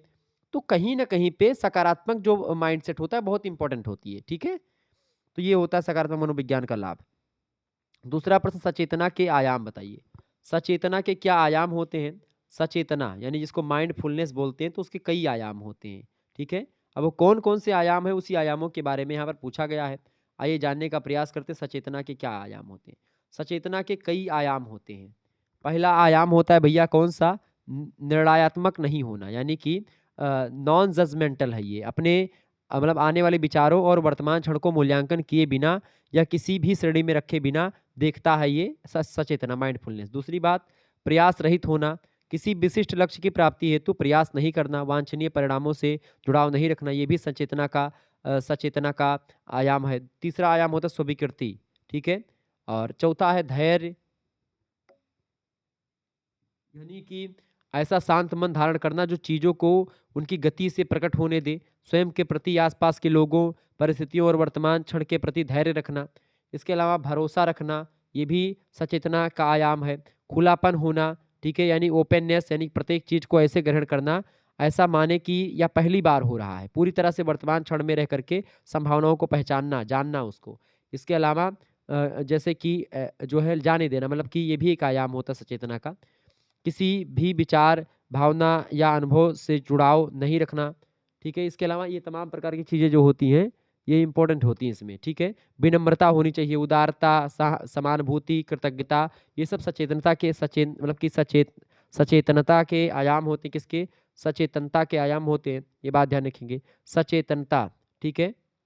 तो इसके कई आयाम हैं, ठीक है? जिसमें विनम्रता, उदारता, समानुभूति, कृतज्ञता, खुलापन, भरोसा, धैर्य, स्वीकृति, प्रयास रहित होना, तो ये सब होता है, ठीक है?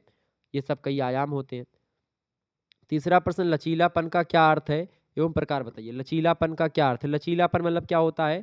थोड़ा-सा जटिल ना होना, कठिन ना होना, थोड़ा सरल होना, सहज होना, वही होता है आपका लचीलापन, ठीक है? अब लचीलापन के बारे में अगर आपसे पूछ ही लिया गया है, तो कब क्या बताओगे? बताएँ। लचीलापन किसे कहते हैं? फटाफट से आप बताने का प्रयास करेंगे, बहुत ही ज़बरदस्त प्रश्न आपकी परीक्षा की दृष्टि से आ चुका है। लचीलापन का क्या अर्थ है? लचीलापन कठिन या चुनौतीपूर्ण जीवन के अनुभवों को सफलतापूर्वक अपनाने की प्रक्रिया और परिणाम है। विशेष रूप से मानसिक, भावात्मक और व्यवहारिक लचीलेपन की आवश्यकता होती है। बाहरी और आंतरिक मांगों के समायोजन के माध्यम से लचीलेपन को अपनाना आवश्यक होता है, यानी कि किसी भी काम को करने के लिए थोड़ा सा एकदम सख्त नियम नहीं होना चाहिए, थोड़ा सरल नियम होना चाहिए। जैसे आप पढ़ने बैठे, तो जरूरी नहीं कि 4 घंटे का नियम बना तो 4 घंटे ही पढ़ेंगे। जितना देर पढ़ने की इच्छा हो रही है उतनी देर पढ़ेंगे, नहीं तो आप बाकी घंटे में जो पढ़ेंगे वो बिल्कुल आपके माइंड में रुकेगा नहीं। तो ज़बरदस्ती पढ़ने में अगर आप बैठेंगे तो दिक्कत हो जाएगी। तो लचीलेपन की अगर बात की जाए, लचीलेपन के प्रकार की अगर बात की जाए, देखिए लचीलापन जो होता है, जैसे अ अ, सीखने के अवसरों के रूप में चुनौतियों को देखना, भावनाओं को विनियमित करना और भावनाओं को उचित तरीके से व्यक्त करना, जिसे आप बदल नहीं सकते, उस पर ध्यान केंद्रित करने के बजाय उन चीज़ों पर ध्यान केंद्रित कर दें, जिन्हें आप नियंत्रित कर सकते हैं। तो ये सब होती है लचीलापन, ठीक है? लचीलेपन की अगर बात की तो कई प्रकार का लचीलापन होता है, ठीक है? पहला होता है आपका शारीरिक लचीलापन, दूसरा होता है मानसिक लचीलापन, तीसरा होता है भावात्मक लचीलापन और चौथा होता है सामाजिक लचीलापन, ठीक है? ये बात ध्यान रखेंगे। लचीलेपन का महत्व इसलिए है चूँकि लचीलापन जो है व्यक्ति को मानसिक स्वास्थ्य स्थितियों जैसे अवसाद और चिंता से बचाने में बहुत मदद करता है, ठीक है? कि कोई काम आपका नहीं हो रहा, थोड़ा-सा रिलीफ़ करें, रिलैक्स रिलैक्स फ़ील करें, ठीक है? दूसरी बात, लचीलापन इसलिए भी महत्वपूर्ण है क्योंकि यह उन कारकों को ऑपरेट करने में भी मदद कर सकता है जो मानसिक स्वास्थ्य स्थितियों के जोखिम को बढ़ाते हैं। जैसे धमकाया जाना या पिछला आघात, ये सबसे मदद करता है बचाने में, ठीक है? लचीलेपन से बड़ी, चूँकि लचीलापन सफलता की कुंजी है। किसी भी क्षेत्र में अगर आप मतलब प्रयास करते हैं और वो सफल नहीं होते हैं, तो फिर पीछे नहीं हटने का। थोड़ा-सा और प्रयास करें। लचीलेपन के बिना हम परिहार और लाचारी जैसे अस्वास्थ्यकर लक्षणों पर वापस आ जाते हैं। इसीलिए हमको लचीलापन बहुत ज़रूरी होता है, किसी भी काम को करने से पहले। ठीक है? तो लचीलापन है। आगे देखेंगे अगला प्रश्न, चौथा नंबर प्रश्न है, आशा के प्रकार बताइए। बढ़िया प्रश्न है। आशा के प्रकार बताइए। आशा की बात करें यानी टाइप्स ऑफ होप। तो आशा 2 प्रकार की होती है। पहली होती है मिथ्या आशा, यानी कि जिसको आप फ़ाल्स होप बोलते हैं, और दूसरी होती है सामूहिक आशा, जिसको आप कलेक्टिव होप बोलते हैं। तो जो मिथ्या आशा होती है, ऐसा माना जाता है कि सच्ची आशा वास्तविकता में आधारित होती है, जबकि दूसरी ओर मिथ्या आशा को वास्तविकता की पहचान कराने में विकृतियों का परिणाम माना जाता है। तो मिथ्या आशा मतलब कि फ़ाल्स यानी गलत होप। शोध साहित्य के अनुसार मिथ्या आशा 3 कारणों से घटित होती है। जब अपेक्षाएँ वास्तविकता के स्थान पर भ्रम पर आधारित होती हैं, पहली बात। दूसरी बात, जब तर्कहीन लक्ष्यों हेतु प्रयास किया जाता है, और रूल और जब वांछित लक्ष्यों को प्राप्त करने के लिए अपर्याप्त दृष्टिकोण और प्रक्रियाओं का पालन किया जाता है। तीसरा, तो इस तरीके से स्नाइडर ने तर्क दिया कि यह आवश्यक नहीं है कि मिथ्या आशा वास्तविकता में विकृतियों का ही परिणाम हो। उनका मत यह था कि उच्च आशा वाले व्यक्ति सकारात्मक भ्रम का उपयोग कर सकते हैं, जो उनकी वास्तविकता की धारणा को प्रभावित कर सकता है। लेकिन वे अनिवार्यता प्रमुख वास्तविकता विकृतियों को सृजित करने वाले प्रतिकूल भ्रमों में शामिल नहीं होती है। यानी कुल मिलाकर के आशा, जो मिथ्या आशा है, वो आप किसी चीज़ को, जो नहीं होने वाली चीज़ है, उस पर आप आशा लगा करके बैठें कि जो नहीं ही होना है।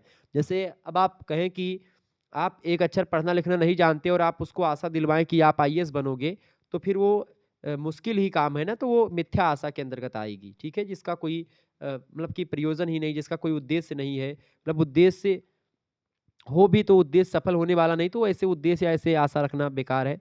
दूसरी बात, जैसे आप फर्स्ट सेमेस्टर की वीडियो देख करके और सोचे कि ये थर्ड सेमेस्टर में यही आ जाएगा, तो मिथ्या आशा ही होगी ना। दूसरी बात, दूसरी आशा होती है सामूहिक आशा, कलेक्टिव होप। सामूहिक आशा की घटना अनुसंधानकर्ताओं द्वारा अन्वेषण किया गया एक महत्वपूर्ण विषय है। स्नाइडर और फेल्डमैन महोदय ने 2000 ईस्वी में शोध किया और कहा कि सामूहिक आशा लोगों या समुदायों के समूह की लक्ष्य निर्देशित चिंतन की सीमा को व्यक्त करती है।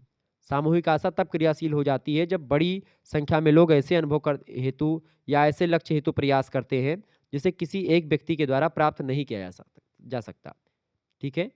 तो जब किसी लक्ष्य को आप एक व्यक्ति नहीं प्राप्त कर सकता, तो इसके लिए सामूहिक आशा की जरूरत पड़ती है। सभी सामूहिक आशा का संचालन, जैसे पर्यावरण संरक्षण करना हुआ, स्वास्थ्य संवर्धन करना हुआ, या सरकारी योजनाओं को क्रियान्वित करना हुआ, सामुदायिक प्रयासों के द्वारा ही ये चीज़ें संभव हो पाती हैं। तो ये सामुदायिक आशा होती है, सामूहिक आशा होती है।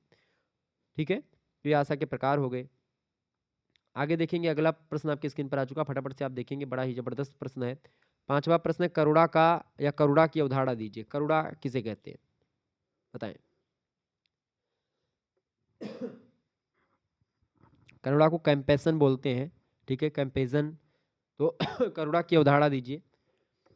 करुणा का आशय कमजोर व्यक्तियों या प्राणियों के प्रति उत्पन्न होने वाली उस भावना से है जो उसकी कमजोर स्थिति को समझने और उसके प्रति समानुभूति या सहानुभूति चिंता रखने से उत्पन्न होती है। यह भावना जो करुणा की होती है, ये व्यक्ति को दुखित या दुखी व्यक्ति की सहायता करने हेतु प्रेरित करती है। कोई व्यक्ति दुखी है तो उसके प्रति आपके मन में करुणा का भाव उत्पन्न होता है कि भाई इसकी मदद करनी चाहिए। मतलब कि करुणा समानुभूति से भी बढ़ करके एक आगे अगला कदम होता है। समानुभूति तो होती है कि भाई इसके दुख में आप भी दुखी हो गए, लेकिन करुणा की वह भावना होती है कि जब दुखी हो करके भी आप उसके प्रति कुछ करने की सोचें, तो करुणा होती है। करुणा समानुभूति से बढ़ करके है। यह न केवल दुखी व्यक्ति की तकलीफ को समझने में हमारी सहायता करती है, बल्कि उसके दुख को दूर करने के लिए प्रोत्साहित करती है। दुख को दूर कैसे किया जाए, इसको आप सोचने लगते हैं। वो दया, मतलब वो करुणा की भाव होते हैं।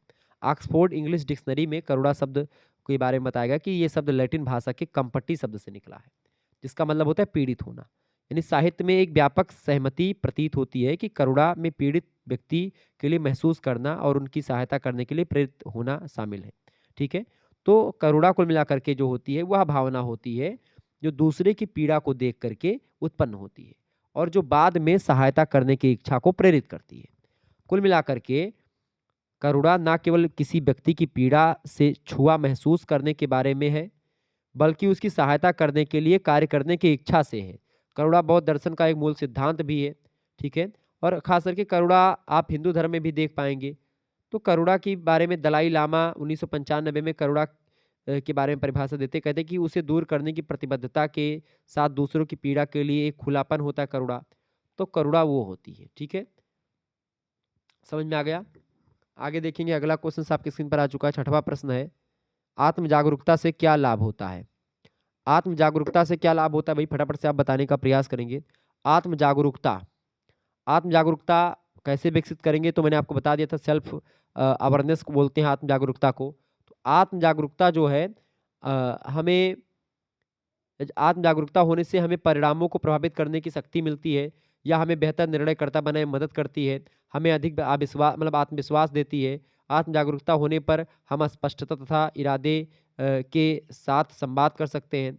तो कुल मिलाकर के हम मतलब कि आत्म जागरूकता जो होती है उससे कई लाभ होते हैं। पहली बात, अच्छा, ये स्वयं पर ध्यान केंद्रित करने की क्षमता भी होती है आत्म जागरूकता। पहला इसका लाभ ये है कि आत्म जागरूक होने से न केवल एक मजबूत चिकित्सकीय संबंध बनाने में मदद मिलती है, बल्कि एक सामान्य व्यक्ति को अधिक सुसंगत निर्णय लेने में भी सहायता मिलती है, सहायता होती है, जो समग्र कुशलता में योगदान देता है। ठीक है। दूसरी बात, आत्म जागरूकता एक व्यक्ति को अपने चरित्र की ताकत और कमजोरियों की कद्र करने की क्षमता भी प्रदान करती है। तीसरी बात, आत्म जागरूक होने से खुद को बेहतर बनाने में हम मदद पा सकते हैं, यानी खुद को हम बेहतर कर सकते हैं। इसके अलावा आत्म जागरूकता दूसरों के प्रति सहानुभूति सुनिश्चित करती है। ठीक है। इसके अलावा आत्म जागरूकता न केवल स्वयं को बल्कि दूसरों को भी समझने में हमारी मदद करती है। इसके साथ ही साथ हमें परिणामों को प्रभावित करने की शक्ति भी आत्म जागरूकता देती है। तो आत्म जागरूकता के कई लाभ होते हैं जो कि मैंने आपको बताए। आत्म जागरूकता की अगर बात करें तो सबसे ज़रूरी चीज़ें हैं, 2 आयाम होते हैं आत्म जागरूकता के। एक आत्म साक्षात्कार, यानी कि आत्म जागरूकता के चरम में आत्म साक्षात्कार होता है। यह तब होता है जब कोई स्वयं को और दुनिया में अपने अस्तित्व के कारण को समझने लगता है। दूसरा आत्मज्ञान या आत्म अन्वेषण, ये एक ऐसी प्रक्रिया है जिसके द्वारा हम स्वयं को पूर्ववत समझते हैं और स्वयं का अन्वेषण करते हैं, अपने आत्म निरीक्षण करते हैं, आत्म मूल्यांकन करते हैं, अपने स्व को पहचानते हैं। उसके बाद में फिर हम आत्म जागरूक होते हैं। ठीक है। तो ये आत्म जागरूकता होती है, इसके कई लाभ होते हैं। सातवां क्वेश्चन आप देखें, खुशी से क्या लाभ है? उदाहरण भी बताइए, खुशी किसे कहते हैं, खुशी से क्या लाभ होता है? खुशी, कोई खुशी मतलब प्रसन्नता, हैप्पीनेस। ठीक है। तो खुशी क्या होती है? अच्छा, खुशी मतलब सुखी जीवन का रहस्य है संतोष। संतोषम परम सुखम कहा गया वेदों में भी, मतलब कि मतलब भारतीय धर्म ग्रंथों में कहा गया संतोषम परम सुखम। संतोष करने से क्या होता है? खुशी मिलती है। ठीक है। यदि यदि हम वर्तमान में जीते हैं तो हमें अपनी यादों को संजोते हुए चलते हैं, हर छोटी चीज के लिए खुद की सराहना करते हैं, हमारे पास जो भी है उसके लिए ईश्वर के प्रति आभार व्यक्त करते हैं, ईश्वर के आभारी होते हैं। इस प्रकार की हमारी सकारात्मक सोच के कारण से हम अधिक संतोष की प्राप्ति करते हैं और सुखी व संतुष्ट जीवन व्यतीत करते हैं। इसके लिए हमें अधिक प्रयासों की आवश्यकता नहीं पड़ती, बल्कि केवल इतना ही करना पड़ता है कि हमें अपने जीवन के प्रति अपने दृष्टिकोण को बदलना पड़ता है। यानी खुशी की बात करें तो आप खुशी कब हो पाएंगे, सुखी कब होंगे? जब आप ये सोच लेंगे जो प्राप्त है वही पर्याप्त है। ठीक है। अब मैं ये वीडियो बनाऊं, अगर इस वीडियो पे 10 व्यू आए, 20 व्यू आए, या कुछ भी ना आए, 10,000 आ जाए, 5,000 आए, 1 लाख व्यू आ जाए, तो अब मैं बना रहा हूं, अब चाहे इस पे 10 आएगा, जो भगवान चाहेंगे वो आएगा। ठीक है। अब इसको लेकर के मैं टेंशन में हो जाऊं कि इस पर 10 ही व्यू आया है, तो फिर मैं दिक्कत हो जाएगी, मैं चिंता अवसाद में फंस जाऊंगा। ठीक है। लेकिन जब मैं इसको छोड़ दूंगा भगवान के भरोसे कि भाई जो प्राप्त है वो पर्याप्त है, जो देखना होगा बच्चे वो देखेंगे, जिनको लाइक करना होगा लाइक करेंगे, जिनको सब्सक्राइब करना होगा चैनल को सब्सक्राइब करेंगे। अपने सोचने से कुछ नहीं होगा। हम तो पॉजिटिव थिंकनेस से छोड़ते हैं कि भाई 1 लाख व्यू चला जाए। मैं डेली सोचता हूँ कि इसका भाई व्यू चला जाए ज़्यादा, लेकिन अब नहीं जाएगा तो क्या हम आत्महत्या कर लें? बिल्कुल नहीं करेंगे। क्योंकि भाई मैं तो आशा जो लगाए बैठा हूँ, अगर वो आशा नहीं मिलती है तो फिर मैं दोबारा वीडियो बनाऊंगा, दूसरी वीडियो बनाऊंगा, उस पर सोचूंगा इस पर व्यू जाए ज़्यादा। तो इस तरीके से ये जो खुशी मिलेगी हमको, मैं यही सोचूंगा कि भाई जो प्राप्त है वो पर्याप्त है, जो मिल रहा है, जो पढ़ रहे हैं बच्चे वही पर्याप्त है। अब मैं ये सोचूं कि मैं आज एसएससी को पढ़ाता तो ज़्यादा व्यू आते, इस पर पुलिस को पढ़ाता, इस समय वैकेंसी आई है उस पर ज़्यादा व्यू आते। ठीक है। मैं ये सोचता, अगर क्योंकि पुलिस के अगर एक दिन में व्यू डालो तो 1 लाख 2 लाख व्यू चले जाते हैं, बहुत सारे चैनल हैं उन पर। लेकिन मैं क्यों नहीं छोड़ रहा हूं आपको? क्योंकि आप दीर्घकालिक हो, आपको मैं हमेशा पढ़ाता रहूँगा। बीए वाले बच्चे हमारे लिए अब जान लीजिए भगवान के रूप में हैं। आपकी वजह से बहुत कुछ बदला है जीवन में और मैं आपको जीवन के अंतिम चरण तक, अंतिम पहलू तक नहीं छोड़ सकता। ये बात ध्यान रखेंगे। और इसीलिए मैं प्रयास करता हूँ, आप लोग कहते हैं साइकोलॉजी पढ़ाइए सर जी, ये पढ़ाइए, आप दुनिया भर के सब्जेक्ट की बात करते हैं। मैं इसीलिए प्रयास करता हूँ, मैं बहुत मेहनत करता हूँ आप लोगों के लिए, आपके सब्जेक्ट को पढ़ता हूँ। एक सब्जेक्ट पढ़ना बहुत कठिन काम होता है किसी भी चीज़ में, पढ़ाने के लिए। लेकिन जब आप 10-12 सब्जेक्ट को पढ़ते हैं, 20 सब्जेक्ट को पढ़ते हैं, डेली वीडियो बनाना रहता है, इधर काम, उधर काम, दुनिया भर का काम, उसमें बड़ी टेंशन होती है। लेकिन बस यही सोचकर खुश रहता हूँ कि जो प्राप्त है वही पर्याप्त है, जो मिल रहा है वही बहुत है, ठीक है? तो जब ये आप सोच लेंगे तभी आप खुशी रह पाएँगे, अन्यथा आप बहुत ज़्यादा टेंशन में हो जाएँगे, चिंता में हो जाएँगे। तो खुशी का क्या लाभ है? पहला लाभ, व्यक्ति की आंतरिक खुशी अपने साथ संतुष्टि की भावना लाती है। दूसरी बात, खुशी से सकारात्मकता की भावना फैलाती है खुशी, और हमारे चारों ओर खुशियाँ बिखेरती है। इसके अलावा जो है खुशी कोई सीखने की चीज़ नहीं है और ना कोई व्यक्ति इसे सीख सकता है, यह अनुभव करने की भावना होती है खुशी। इसके अलावा खुश रहने के लिए किसी का अमीर होना आवश्यक नहीं कि पैसा ज़्यादा हो तभी आप खुशी रहेंगे। इसके अलावा खुशी हमारे मस्तिष्क में सकारात्मक हार्मोन उत्पन्न करती है, तो ये खुशी के लाभ हैं। उदाहरण की अगर बात करें, तो जब आप क्या करते हैं अपने दोस्तों के साथ खेलते-कूदते तो आप खुशी होते हैं, ठीक है? आप कोई मूवी देख रहे होते हैं अपने दोस्तों के साथ, नहाते हैं, कॉफ़ी के लिए दोस्तों के साथ मिलते-जुलते हैं, चाय पीते हैं साथ में बैठ कर के। तो एक व्यक्ति के जीवन में खुशी वो सारे क्रियाकलाप ला सकते हैं जो मैंने आपको बताए। तो कुल मिलाकर के जैसे आप कभी किसी-किसी व्यक्ति को खाना बनाने में बड़ा अच्छा लगता है, खुशी मिलती है। किसी-किसी को नाचने में, ठीक है? किसी-किसी को आप देखते गाना गाने में मज़ा आता है, किसी-किसी के जैसे मुझे वीडियो बनाने में मज़ा आता है। जैसे मैं आप लोगों के लिए जब क्लास लेता हूँ तो मुझे बड़ा मज़ा आता है, ठीक है? तो ऐसे हर एक व्यक्ति की जो है खुशी के लिए कुछ काम होते हैं जो करना चाहिए, ठीक है? कई उदाहरण हैं, जैसे कि जो है अपनी इच्छाओं की पूर्ति से संतुष्ट होंगे, तो खुशी का पहला उदाहरण। अपने दिन-रात के जीवन की गतिविधियों को अपनी इच्छा के अनुसार अनुकूलित कर पाएँगे, तो आप खुशी होंगे। किसी अचानक लाभ से लाभान्वित हो जाएँ, तो आप खुशी होंगे। किसी जटिल समस्या का समाधान प्राप्त होना, ये भी लाभ का मतलब एक खुशी का उदाहरण है। इसके अलावा दिन के कार्य के बाद परिजनों और दोस्तों की संगत मिल जाए, मतलब आप जैसे आप अपना कार्य संपन्न कर लें, उसके बाद में फिर टहलने निकल जाएँ, तो फिर वो मज़ा आता है टहलने में, वो कोई जवाब नहीं। जैसे मैं जब 2-3 वीडियो बना लेता हूँ, तो उसके बाद में मैं थोड़ा बहुत घूमता हूँ। हमारी दुकान है गाँव के बाहर, तो मैं अपनी दुकान पर जाता हूँ, तो फिर बैठ कर के खूब बातें करता हूँ लोगों से, ठीक है? मौज-मस्ती करता हूँ। तो जब वीडियो बनाए रहता हूँ तब, नहीं तो मेरा बक्कुर भी नहीं निकलता है। बक्कुर मतलब समझ रहे हैं ना? एक शब्द बाकी मुँह से नहीं निकलता है।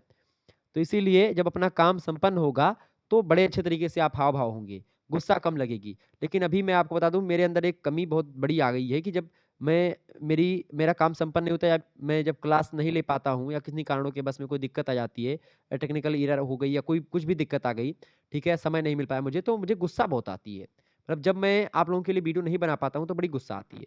तो ये चीज़ें जो होती हैं, ये खुशी नहीं मिलती उससे। तो खुशी जब होगी जब आप अपने द्वारा सोचे गए कार्यों को कर पाएँगे। ठीक है? ध्यान रखिएगा, काम की अपूर्ति पर क्रोध उत्पन्न होता है, ये बात ध्यान रखेंगे। अब वो काम कई प्रकार का हो सकता है। तो किसी मनोरंजक कार्यक्रम का दिलचस्प या सम्मोहन अगर आप देख रहे हैं, कोई नाच वगैरह देख रहे हैं, कोई मूवी देख रहे हैं, तो आप खुशी होंगे, ज़ाहिर-सी बात है, तो ये खुशी के मॉडल हो गए। आगे देखेंगे, अगला प्रश्न 8वाँ नंबर प्रश्न है, डायनर का व्यक्तिपरक कल्याण का त्रिपक्षीय मॉडल समझाइए। बढ़िया प्रश्न है ये। तो डायनर एक विद्वान हैं, 1984 ईस्वी में अपने व्यक्तिपरक कल्याण के त्रिपक्षीय मॉडल को इन्होंने प्रस्तुत करा। कल्याण के 3 अलग-अलग परंतु अक्सर संबंधित घटकों, नियमित सकारात्मक प्रभाव, कभी-कभी नकारात्मक प्रभाव और संज्ञानात्मक मूल्यांकन जैसे जीवन संतुष्टि को प्रभावित करते हैं। यह मॉडल को निम्नलिखित 3 महत्वपूर्ण घटकों के संदर्भ में व्यक्ति के जीवन की गुणवत्ता सामान्य मूल्यांकन के रूप में माना जाता है। ठीक है? पहली बात तो डायनर जो बताया, वो बताया कि जीवन संतुष्टि में व्यक्ति के जीवन के समग्र निर्णयों और व्यक्तिपरक कल्याण के संज्ञानात्मक घटकों के रूप में माने जाने वाले विशिष्ट जीवन क्षेत्रों जैसे कि कार्य से संतुष्टि शामिल है। सरल शब्दों में इस बारे में ये है कि व्यक्ति की आकांक्षाओं और लक्ष्यों के अनुरूप व्यक्ति का जीवन कैसा है। पहली बात, त्रिपक्षीय मॉडल व्यक्तिगत कल्याण का, कि भाई जो उसने सोचा था उसका लक्ष्य है, उसके अनुरूप काम हुआ है कि नहीं। दूसरी बात, सकारात्मक प्रभाव, सुखद संवेग, ठीक है? सकारात्मक प्रभाव जब पड़ता है तो वो भी व्यक्तिपरक कल्याण का एक मॉडल है। तीसरा होता है नकारात्मक प्रभाव, पीड़ादायी संवेग। भावात्मक संतुलन में व्यक्ति के संवेगों, मनोदशा और भावनाओं को दर्शाता है। ये सकारात्मक पूरा नकारात्मक या सकारात्मक और नकारात्मक का संयोजन हो सकता है। कुल मिलाकर के ये डायनर महोदय का त्रिपक्षीय मॉडल है, ठीक है? ये बात ध्यान रखेंगे। आगे देखेंगे अगला क्वेश्चन आपकी स्क्रीन पर आ चुका है। केवल 2 प्रश्न करने हैं खंडसा से। 450 शब्दों में 1 प्रश्न का उत्तर लिखना है। महात्मा गांधी काशी विद्यापीठ में 400 शब्द और मतलब कि राम मनोहर लोहिया में 450 शब्दों में लिखना है। 2 प्रश्न करने हैं 4 प्रश्नों में से, ध्यान रखेंगे। पहला प्रश्न, सकारात्मक मनोविज्ञान से क्या आशय है? इसके उद्देश्य और मान्यताएं बताएं। बहुत ही बढ़िया प्रश्न, परीक्षा में आ सकता है। अगला प्रश्न आपसे बन सकता है दूसरा नंबर, प्रसन्नता को प्रभावित करने वाले कारण कौन-कौन से हैं या कारक कौन-कौन से हैं? समझाइए। बहुत ही बढ़िया प्रश्न, परीक्षा में आ सकता है। तीसरा प्रश्न आप देखेंगे, सामाजिक सक्षमता से क्या आशय है? सामाजिक सक्षमता एवं व्यवहार संबंधी समस्याओं में संबंध बताइए। बहुत ही जबरदस्त प्रश्न है, तो इन प्रश्नों को आप तैयार कर लेंगे। अगला प्रश्न आपसे बन सकता है एग्जाम में। देखिए प्रश्न है, चौथा नंबर प्रश्न है, प्रेम और या प्रेम एवं अकेलेपन की आवश्यकता क्या है? प्रेम एवं अपनेपन की आवश्यकता क्या है? और इसे मास्लो के पदानुक्रम से स्पष्ट कीजिए। तो ये 4-5 प्रश्न जो हैं बहुत ही महत्वपूर्ण है। 4 क्वेश्चंस आप देख लीजिएगा। बाकी ये प्रश्न जो मैंने आपको बताए हैं, जिनके बारे में चर्चा करा, यहीं से प्रश्न आपकी परीक्षा में आने वाले हैं। इससे बाहर कुछ नहीं आने वाला है, तो आप जो है इन प्रश्नों को तैयार कर लीजिएगा। तो अति लघुत्तरीय और लघुत्तरीय पर चर्चा मैंने कर दी है। बाकी दीर्घोत्तरीय प्रश्नों को आप एक बार चेक कर लीजिएगा, अपनी सीरीज वगैरह में एक बार ज़रूर पढ़ लीजिएगा, ठीक है? तो उसमें आपको क्लियर हो जाएगा सारा। तो मनोविज्ञान बी तृतीय वर्ष पंचम सेमेस्टर के सेकंड पेपर के मॉडल पेपर के बारे में आज मैंने चर्चा कर दिया। इससे पहले मैंने फर्स्ट पेपर के मॉडल पेपर के बारे में चर्चा करी थी, वो आपने उसको भी देखा होगा, ठीक है? तो पॉजिटिव साइकोलॉजी ये है। मिलते हैं फिर नेक्स्ट वीडियो में, तब तक के लिए जय हिंद, जय भारत। आप सभी का बहुत-बहुत धन्यवाद। हमारे से जुड़ने के लिए इसी प्रकार से अपना प्यार बनाए रखेंगे। Okay, good night, I love you. बहुत-बहुत धन्यवाद।